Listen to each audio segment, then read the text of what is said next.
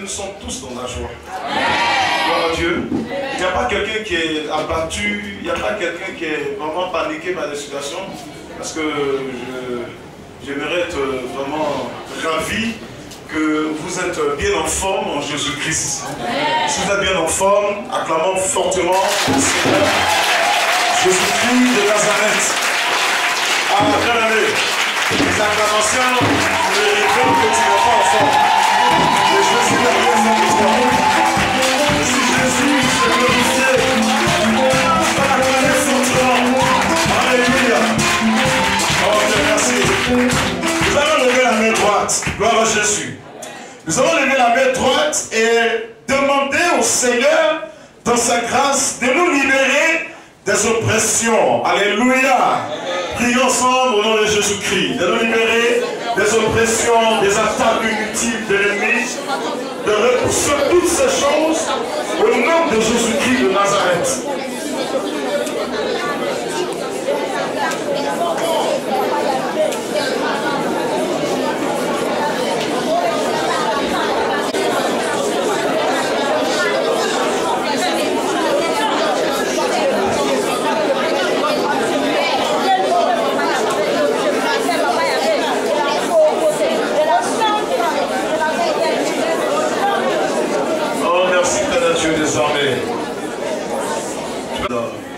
Qu'elle te fasse du bien, qu'elle te délivre. Prions ensemble le Seigneur Jésus. Tu peux baisser les mains.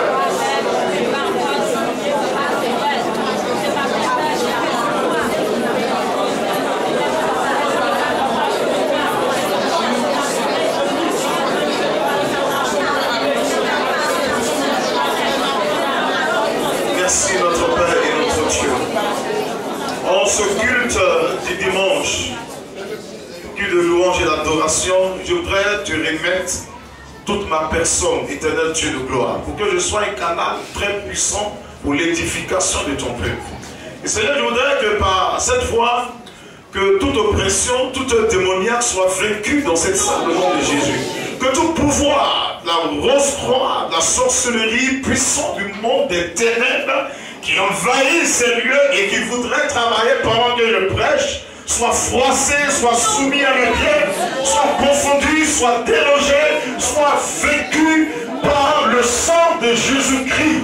La Bible déclare que Jésus-Christ est fort. Amen. Alléluia. Amen. Il est fort. Amen. Donc nous voulons sa forteresse au milieu de nous pour que tout ce qui est forteresse du diable se croule. Je prie que le Seigneur te donne une nette compréhension de ma pensée, de mon message, et que tu sois édifié au nom de Jésus-Christ de Nazareth, pour que, en sortie de ce dimanche, tu sois heureux dans la paix, dans la joie que donne le Saint-Esprit. Esprit de Dieu, nous avons donc besoin de toi. Prends le contrôle de toutes choses et glorifie ton nom au nom de Jésus-Christ. Amen. Quelqu'un acclame Dieu. Et tu sais de gauche et de la droite, et tu t'assois donc pour écouter la parole du Seigneur. Gloire à Jésus.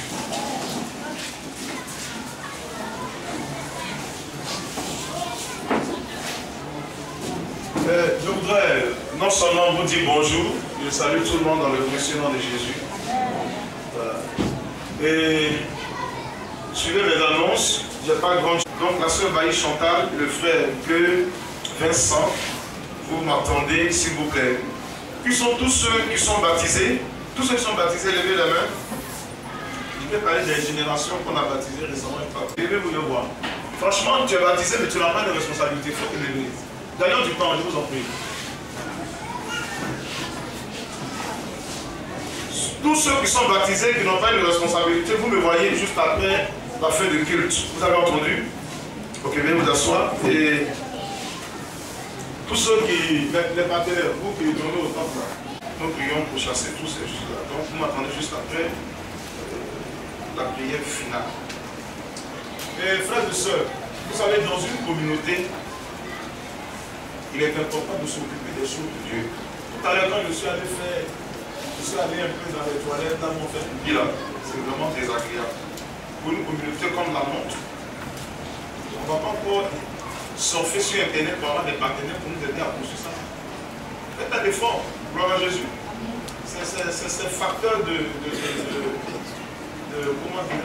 d'infection. Je suis allé lui dire là-bas, mais c'est grave. Il m'a dit, c'est pas trop joli comme ça. Il y a des gens qui sont quand même capables. Il y a des personnes qui peuvent quand même acheter quelques vies. Ça, c'est un seul frère qui a élevé ça, si je me souviens. C'est vrai que c'est l'ensemble de quelques personnes qui ont soulevé ça, mais ça ne suffit pas. Mettons un truc potable et puis couvrons. Gloire à Jésus. Gloire à Jésus. Amen. Je vous parle solennellement que tu sois travailleur sans emploi, je t'exhorte à faire parler ton cœur. Pour qu'on puisse avoir néanmoins les toilettes et beaucoup de choses. Et il y a la pancarte même qui est tombée. Je suis en train de prier pour que Dieu. Donc on avait une belle pancarte numérique. Quand il y a un face au quartier comme ça, il s'arrête pour regarder. C'était vraiment joli à voir. Il y avait la photo de l'église, quelques chrétiens, un groupe musical. C'était vraiment intéressant. Le peuple qui priait. Aujourd'hui, le vent fait tomber ça, c'est détourné. C'est numérique, il faut à chaque fois changer. Donc, c'est aussi un fardeau. C'est pourquoi je vous exhorte. Faites de ce mois, par rapport au projet de développement, faites parler vos cœurs pour que, si Dieu nous fait la grâce d'avoir suffisamment de moyens, on puisse boucler beaucoup de choses.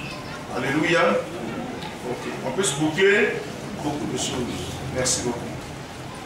Bien-aimés, depuis en début de semaine, pour parler de mardi, j'ai commencé un séminaire avec vous sur le thème les saisons du Saint-Esprit dans la vie du chrétien.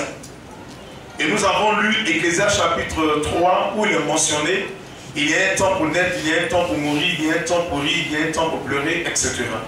Et je vous ai dit que la conclusion de ce passage, c'est qu'il y avait donc 7 saisons. Gloire à Dieu. Cette saison que chaque chrétien que nous sommes, nous devons traverser. C'est vraiment obligatoire, c'est vraiment très nécessaire. Voilà. C'est incontournable. C'est des saisons que tu dois obligatoirement traverser. Maintenant, lorsque j'ai mentionné la première saison, cela ne veut pas dire que c'est cette saison qui viendra coûte que coûte la première dans ta vie. Non, ce n'est pas une chronologie. C'est comme si je pouvais commencer par la saison de la tentation, ou la saison de la déception, ou la saison du rejet, etc. Est-ce que vous me comprenez un peu? Voilà. Toujours est-il que ces saisons viendront. Mais lorsque nous serons appelés à traverser ces saisons, bien sûr, je dis bien les saisons du Saint-Esprit, parce qu'il y a le Saint-Esprit et puis il y a aussi le mauvais esprit. Vous savez que le diable aime copier les choses de Dieu. Le Saint-Esprit enverra dans ta vie une saison selon son bon vouloir pour te former, pour te tester, pour te prouver, pour t'amener dans la gloire du Seigneur. Et parallèlement à ça, le diable aussi va susciter des saisons. Mais quand le diable a des saisons, vraiment c'est dur, on ne voit pas la main de Dieu. Or, quand c'est la saison de l'Esprit, ça va être dur, mais nous voyons la main de Dieu qui nous soutient. Alléluia. Et cette saison prend fin.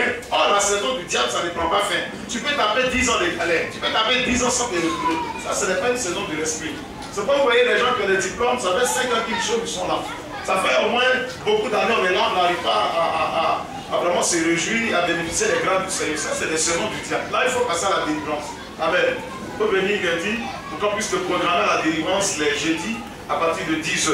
Gloire à Dieu. Quelqu'un m'entend très bien, tu m'entends vraiment Seigneur comme ça. Voilà. Donc le temps qui nous est imparti court tellement rapidement que je ne peux pas faire un bref rappel de toutes ces saisons. C'est pourquoi il est demandé quand un programme est donné dans l'église que l'ensemble du peuple que nous sommes, nous soyons présents. C'est très important. Gloire à Jésus. Et en temps normal, il devait y avoir des séries de questions, mais je crois que nous allons mettre ça pour le mercredi prochain. Gloire à Dieu. Mercredi prochain, venez en grand nombre pour poser des questions par rapport au séminaire. Parce que si je vais laisser le temps aux questions, on ne pourra pas vite quitter ici. Voilà. Donc le mercredi prochain, je serai à votre disposition pour venir avec vos différentes questions. Hier, j'étais avec un frère qui m'a posé la question de savoir, est-ce a dit que la saison de déception doit venir d'abord avant la saison de la tentation? Non, ce n'est pas une chronologie. Les saisons se donnent selon le Saint-Esprit. Et puis, tout le monde n'a pas la même saison. Hein. Retenez ça. Nous sommes uniques en notre genre. C'est pourquoi on ne doit pas se comparer à quelqu'un dans une église ou bien dans la société. Il ne faut pas te comparer à ton voisin, ni à ton collègue, ni à ceux avec lesquels tu as fréquenté. On ne se compare pas à quelqu'un. Gloire à Jésus, parce que chacun est unique en son genre. Chacun a sa saison. Que l'Esprit de Dieu te donne. Tu peux être dans la saison de déception, cependant l'autre est dans la saison de tentation. Ah, tu vois, je suis beaucoup tenté, c'est dur, j'ai des pensées impures. Et puis l'autre peut être dans la saison, etc., etc. Ce matin, avec votre permission, nous allons lire Ésaïe 43, le verset 1 à 3. Ésaïe 43, le verset 1 à 3. Si vous y êtes, je fais donc la lecture. Mais retiens que ce matin, ce message va te faire du bien. Qui croit que le message va te faire du bien? Qui croit que le message va lui faire du bien? Bien aimé, lève les mains comme ça, il va voir. Montre-toi à Dieu que nous sommes vivants ce matin. Qui n'est pas assoupi ce matin, il lève fortement les mains, balance. Alléluia. Ok, vous êtes formidable. Que le nom de Dieu soit béni. Je voudrais parler à quelqu'un. Toi qui attends le résultat d'un examen, certainement le bac, le BPC, notre en 6e, tu auras des réponses favorables. Gloire à Jésus. Voilà. Si tu es dans l'esprit, tu allais acclamer Dieu. Gloire à Jésus. Ainsi parle maintenant l'Éternel qui t'a créé, ô Jacob. À la base de Jacob, tu mets ton nom.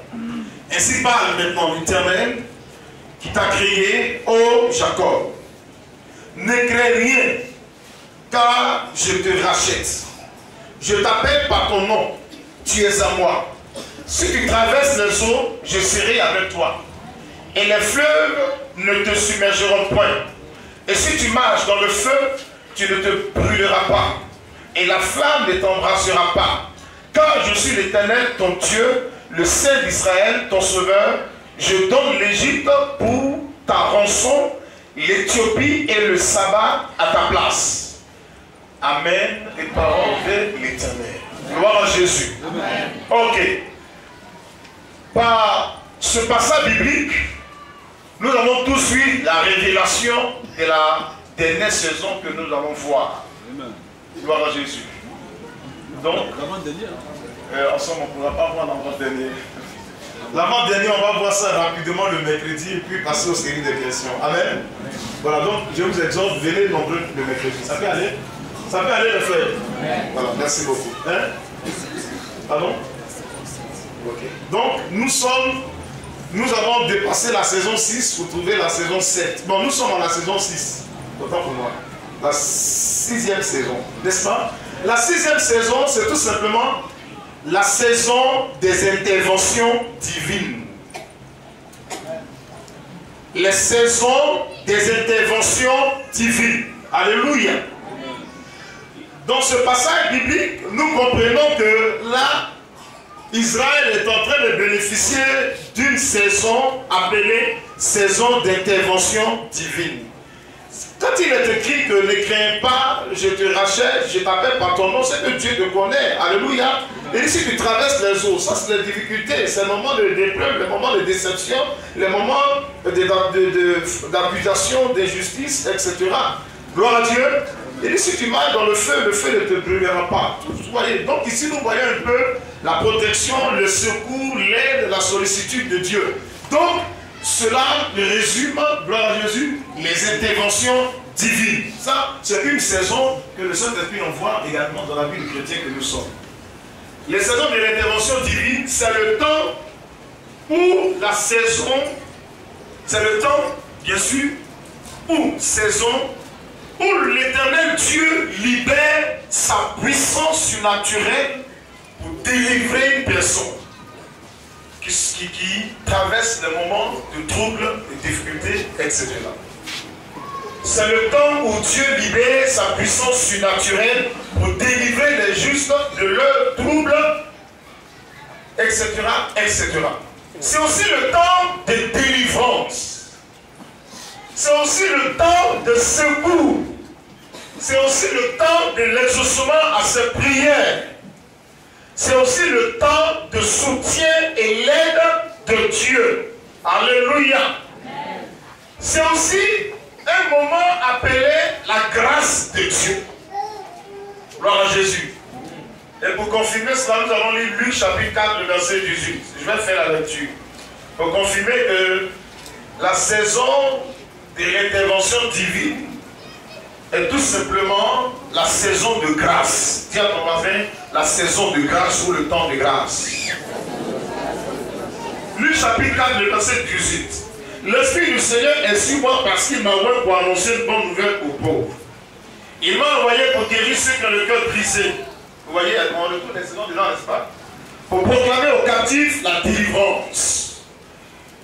Et aux aveugles le recouvrement de la vue. Pour renvoyer libre les opprimés et et pour publier une année de grâce du Seigneur. Bien aimé, il faut acclamer Dieu pour vraiment encourager Dieu à agir dans notre vie. Acclame fortement Jésus-Christ pour encourager à agir dans ta vie parce qu'il a un cœur. Amen. Vous voyez, le Seigneur dit pour proclamer une année de grâce. Donc, retiens que les saisons de l'intervention divine sont tout simplement les saisons de grâce. Grâce, c'est quoi? C'est-à-dire quelque chose que tu ne mérites pas, quelque chose que tu n'as pas demandé à Dieu, ou bien même que tu as demandé à Dieu, Dieu n'était pas obligé de te donner, et puis Dieu vient comme ça pour te secourir, Dieu vient te surprendre, Dieu vient t'aider, Dieu vient te bénir, il vient te délivrer, il vient te guérir, il vient te libérer de toutes sortes de maux que tu traverses. Ça, on appelle ça une grâce. C'est donc une faveur imméritée. Gloire à Jésus. Tu comprends un peu? Ok. Dans la Bible, lorsque vous lisez, vous allez lire ça à la maison, Actes chapitre 13, vous allez constater l'histoire de deux personnes. L'apôtre Paul et son compagnon d'œuvre dans le ministère appelé Silas. Vous savez, le Seigneur leur avait donné un ordre de mission.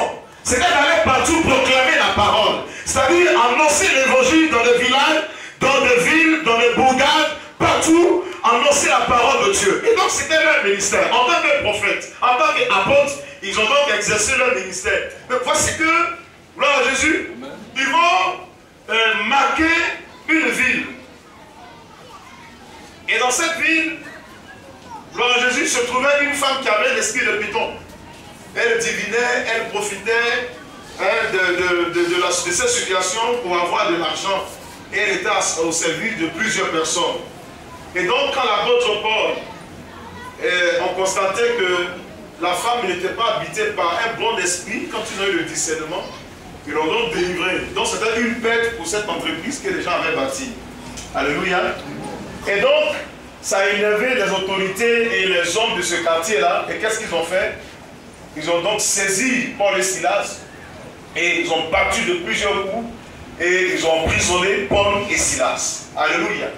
Mais bien aimé, je n'ai pas envie de crier ou bien de prêcher rapidement dans ma prédication. Je vais t'amener à comprendre. Parce que l'objectif de ce message, c'est de nous amener à avoir la plénitude de l'esprit. Parce que vous savez, une âme abattue dessèche les eaux. Si ton âme abattue face à des situations, tu ne vas être disposé à recevoir la plénitude de l'esprit et puis faire le travail pour lequel Dieu t'a mis sur cette terre. C'est-à-dire l'adorer, le servir par les dons spirituels, être vivant, être charismatique, prophétiser, parler en langue, avoir des révélations, tout ça. Tu ne peux pas expérimenter ces choses. Donc Dieu fait un travail de préparation pour aboutir à cela. Et pour t'amener aussi à être mûr spirituellement. Parce que quand tu es bébé spirituel, ce n'est pas évident que tu arrives à la marche. Parce que le chemin est trop long. Le chemin pour être sauvé est trop long. Donc tous ces messages que je donne sur ce séminaire, c'est vraiment un aboutissement pour amener chacun de nous à être mature, à être grand spirituellement, pour ne pas se laisser effrayer ou tourmenter, ou bien désemparé par toute situation contraire à la situation, à la vision du Seigneur. Donc c'est vraiment un message de grande envergure pour t'amener à mûrir et à compter sur les grâces du Seigneur. Quelqu'un me comprend un peu? Donc, nous y allons. Paul et Silas étaient emprisonnés. Pour quelle cause? Parce que, pour la cause du Seigneur, bien sûr. Parce qu'ils sont allés prêcher l'évangile, ils ont délivré les gens, ils ont sauvé les gens, ça n'a pas plu à des gens. Et c'était le diable qui instrumentalisait les gens au point de les saisir et les emprisonner. Mais à votre avis, on me reconnaît en tant qu'apôtre, on me reconnaît en tant que quelqu'un qui fait des miracles. Je vais parler de Paul et Silas. On nous reconnaît en tant que des hommes qui font des miracles, qui proclament l'évangile. Ça sauve des vies. D'autres sont contents, ils rendent des témoignages. Et pour cette cause noble-là, nous sommes emprisonnés. Bien aimé, c'était véritablement une bonne... donne-moi l'expression. C'était vraiment normal que l'apôtre Paul et Silas se plaignent de leur situation. Vous dites, mais Dieu même qui nous a envoyés. Parce que la Bible déclare que pendant qu'on était en train de prier, puis on jeûnait, l'Esprit a dit de mettre Paul et Barnabas, tout cela de côté pour l'œuvre à laquelle je les ai appelés. Donc on a obéi. Pourquoi ce Dieu ne nous défend pas et puis il permet qu'on soit enchaîné dans la prison? Vous voyez, il pouvait murmurer. Il pouvait véritablement rendre le tapis, non, c'est fini. Nous avons notre mission. Moi, je suis plus apôtre. Si je devais être apôtre pour Seigneur pour être en prison, c'est pas la peine. Aïe. Mes frères et soeurs sont libérés et je suis prisonnier, je ne suis pas d'une liberté. Je ne suis même pas de mes droits. Et je suis encore enchaîné. Et on m'a mis dans le bâtiment C. C'est-à-dire, on m'a mis dans un endroit où je ne peux même pas me mouvoir. Je suis assis, il y a un mur dressé devant moi, il y a un autre mur dressé là, et nos pieds sont enchaînés, les mains, tout ça. Il pourrait dire, ah non, non, c'est fini. Cette histoire de Jésus là, non, c'est fini. C'est quelle histoire où on nous emprisonne injustement, et puis bon, il n'y a pas de secours, on est là, on perd nos vies comme ça. Pourtant, nous sommes des adultes. Comment on peut préparer notre avenir? Si on doit taper 24 ans ici, qu'on a déjà 40 ans, c'est fini, ça nous ferait 64 ans. Quelle vie on peut mener? Donc, ils étaient, gloire à Dieu, ils pouvaient raisonner ainsi. Bien aimé, combien de fois, lorsque toi tu traverses des situations, tu n'arrives pas à murmurer, à bouder, vis la vie de Dieu. Vous dites non, moi je vais à l'église, je ne vois rien, pourquoi c'est toujours dur, c'est le chef, je ne comprends pas, c'est le blocage, c'est fini, moi je ne vais plus à l'église. Vous voyez, Paul et Silas pouvaient avoir cette mentalité. Mais il faut qu'aujourd'hui tu comprennes que tu as besoin d'être un chrétien mûr. Ce n'est pas par le disque qui va te maintenir à la maison que tu n'as pas venu au culte. Ce n'est pas une situation de fait qui va te laisser à la maison pour que tu ne vas pas venir à l'église. Ce n'est pas une situation que tu rencontres dans la vie difficile qui va t'amener à clouer tes deux pieds et à ne pas venir à l'église. Bien aimé, notre Dieu, il est comment? Je n'ai pas envie de vous séduire. Je veux vous révéler la vérité du ciel. Il y a des dieux dans ce monde, mais ce Dieu qu'il a choisi, dont je suis prédicateur, j'en suis fier parce qu'il est le réel Dieu. Il est unique dans son genre. Il est trop content. Si je trompais, j'allais chercher du travail. Mais j'ai répondu à l'appel parce que je sais qu'il est réel. Il m'a sauvé. Où les sorciers étaient prêts à me tuer, Dieu m'a racheté. Alléluia. Où le péché m'a mené à la mort, Dieu m'a pardonné. Dans son sang qui est ruisselé à la croix de Golgotha, il est resté là depuis 2000 ans. Bien aimé, lorsque j'ai appris que Jésus était mort, mon espoir était noyé. Parce que pour moi, si je dois suivre un Dieu qui meurt, c'est pas normal parce qu'en réalité, Dieu ne meurt pas. Alléluia. C'est pas de philosophie. En réalité, Dieu ne meurt pas. Donc s'il y a un Dieu qui est mort, c'est qu'il n'est pas Dieu. Je pouvais être découragé. Mais l'ange m'a dit, ne crains rien. Alléluia. Il vous a dit que le troisième jour ressuscitera. Alléluia. Allez-y, il faut presser dans Galilée. Donc la résurrection du Seigneur me donne le courage, la foi à comprendre qu'il est le maître des temps et des circonstances et il peut toujours changer ma situation. Alléluia. Il peut toujours changer ma situation. Alléluia. Vous voyez, maintenant, j'ai utilisé une sagesse en vous parlant de plusieurs saisons avant d'aboutir à la saison des interventions divines. Paul et Silas, je reviens à eux, ils pouvaient évidemment avoir ses pensées. Mais pourquoi ils n'ont pas eu ces pensées? Vous savez ce qu'ils ont eu? Ils ont eu des pensées contraires. Au lieu qu'ils aient des pensées d'accusation pour accuser Dieu, pour dire qu'il est injuste, pour dire qu'il n'est pas fort, pourquoi ils servent Dieu et ils sont en prison, mais ils ont plutôt, dans cette situation, honoré Dieu, loué Dieu, adoré Dieu. Alléluia. Vous ne pouvez pas dire que c'est paradoxal. Tu es dans une souffrance et ce Dieu-là, c'est comme si tu ne le vois pas, et puis tu te mets à le louer. En réalité, tu ne dois pas le louer. En réalité, tu dois te morfondre sur ta situation et puis tu dois même le critiquer. Tu dois même le juger. Tu dois murmurer contre lui. Alléluia. Bien aimé. Mais si quelqu'un traverse la prison, la difficulté, et que cette personne se met à louer Dieu, c'est que cette personne a compris l'évangile. Que cette personne a une foi pour avoir les interventions divines dans sa vie. Vous voyez, donc, écoutez bien. Les difficultés de la vie nous donne d'avoir des expériences. Donc quand tu as traversé les saisons de la déception et tu as vu la main de Dieu, les saisons de la souffrance, tu as vu la main de Dieu, la main de Dieu, les saisons de tentation et tu as vu la main de Dieu, il n'y a pas une autre saison qui va venir où tu ne vas pas croire que ce même Dieu-là est capable de te libérer. Alléluia. Donc déjà, cette expérience-là va t'amener à mûrir et à avoir une foi solide. Parce que la foi, elle se solidifie, elle se fortifie, elle se défie, elle se bâtit par les événements malheureux, tragiques, difficultés, attaques, épreuves, etc. Sans cela, la foi ne peut pas être solide. Donc, pourquoi, en conclusion, Paul et Silas ont loué Dieu au lieu de murmurer? C'est parce que Paul a vécu des expériences. Gloire à Jésus.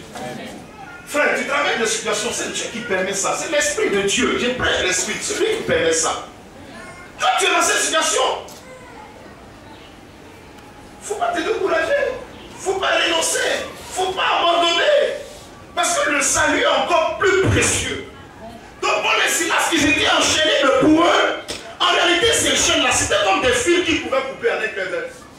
Parce que le commandant pour lequel il travaille est capable de changer l'ordre des choses. Donc il ne se voyait pas prisonnier. Il ne se voyait pas être limité. Mais il se réjouissait parce que la Bible dit réjouissez-vous dans les épreuves. Et ils ont commencé à louer l'Éternel Dieu des armées. Pendant qu'ils louaient Dieu, le ciel a vu qu'il y avait plusieurs prisons dans cette contrée. Mais il y a une prison où un événement spécial se passait. Alléluia. Les autres prisonniers murmuraient. Il n'avait pas d'espoir. Mais il y avait deux prisonniers qui étaient différents. Alléluia. Au milieu de la nuit, là où tout le monde dort, c'est là qu'ils ont commencé à louer Dieu, adorer le Seigneur, célébrer la grandeur de Dieu. Dieu maintenant va faire venir son intervention divine. Gloire à Jésus. Amen. Tu me comprends un peu? Les fondations de la prison vont se couler. Les chaînes vont se rompre et se détacher d'elles-mêmes. Or, la loi romaine dit quoi? Gloire à Dieu. Que si, au niveau des gardes pénitentiaires, si un prisonnier s'évade, on ne te met pas à sa place, mais on te tue. Gloire à Jésus. On te tue. Donc quand ils ont commencé à louer Dieu, à adorer Dieu, que les fondements de la prison sont écroulés, pour la présence des deux enfants de Dieu, même les païens qui étaient emprisonnés ont bénéficié de la grâce divine. Oh, acclamons le Seigneur. Dieu est bien aimé. Même si tu te trouves dans la maison d'être païen, à cause de toi, la grâce divine va s'étendre sur le païen. Gloire à Jésus. C'est pourquoi à un moment qu'un chrétien habite dans un endroit, l'endroit doit connaître une intervention divine, une prospérité. Dans ta présence, les gens doivent être prospères. Et puis les gens doivent voir que c'est pas ta présence là, dans la maison, quelque chose se passe.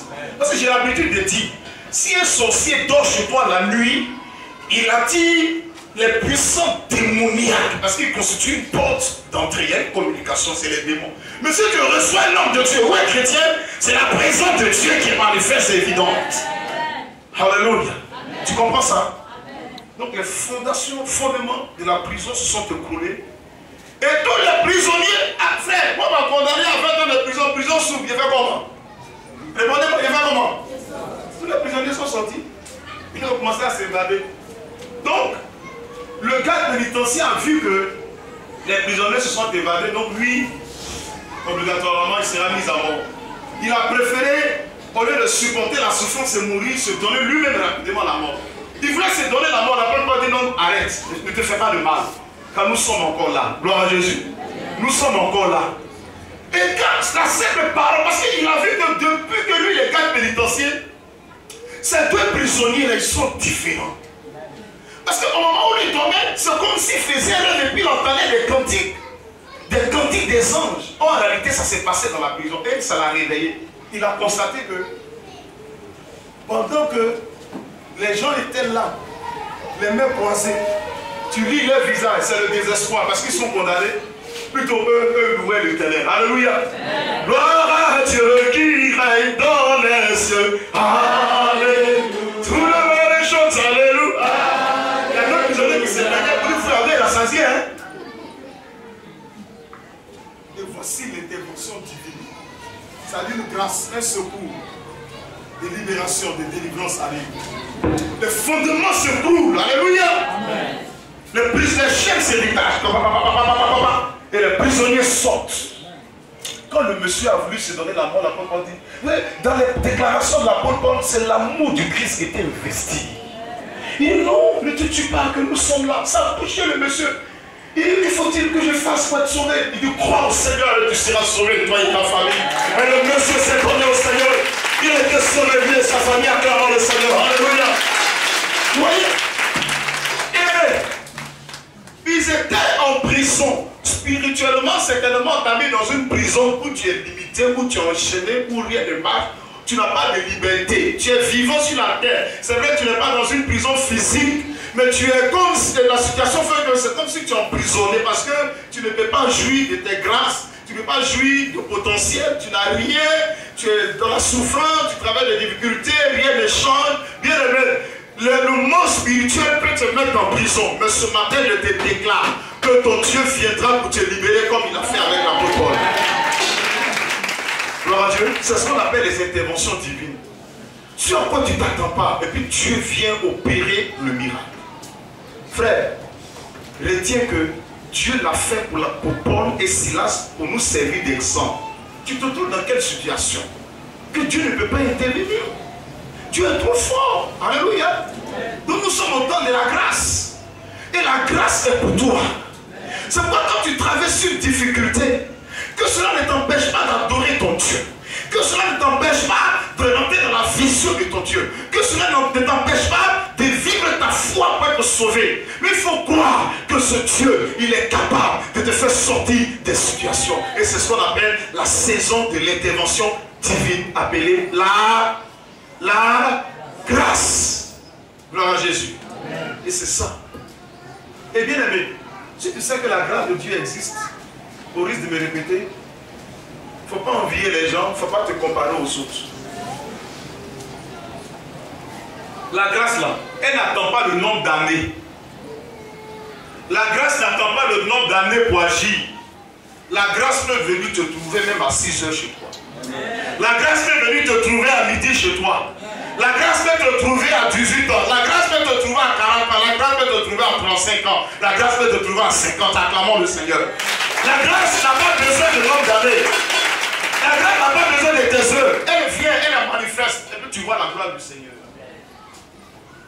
Frère, lorsqu'ils étaient emprisonnés, personne ne savait qu'un juge allait être libéré. Parce que leur condamnation était terrible.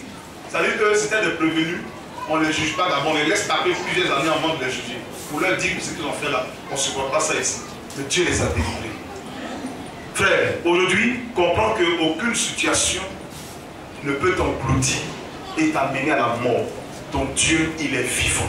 La Bible déclare qu'il est le même hier, aujourd'hui et éternellement. Jésus se conjugue au passé, au présent et au futur. Si se conjugue au passé, au présent et au futur, c'est qu'on déduit qu'il est le même des temps et des circonstances. Et le second nom de Dieu, c'est le temps. Alléluia. C'est pourquoi ce matin, je te déclare que tu es dans le temps de ta grâce. Tu es dans le temps de l'intervention divine. Reste tranquille, tu verras que Dieu agit dans la situation. Alléluia. Si tu le crois, balance les mains, je vais voir.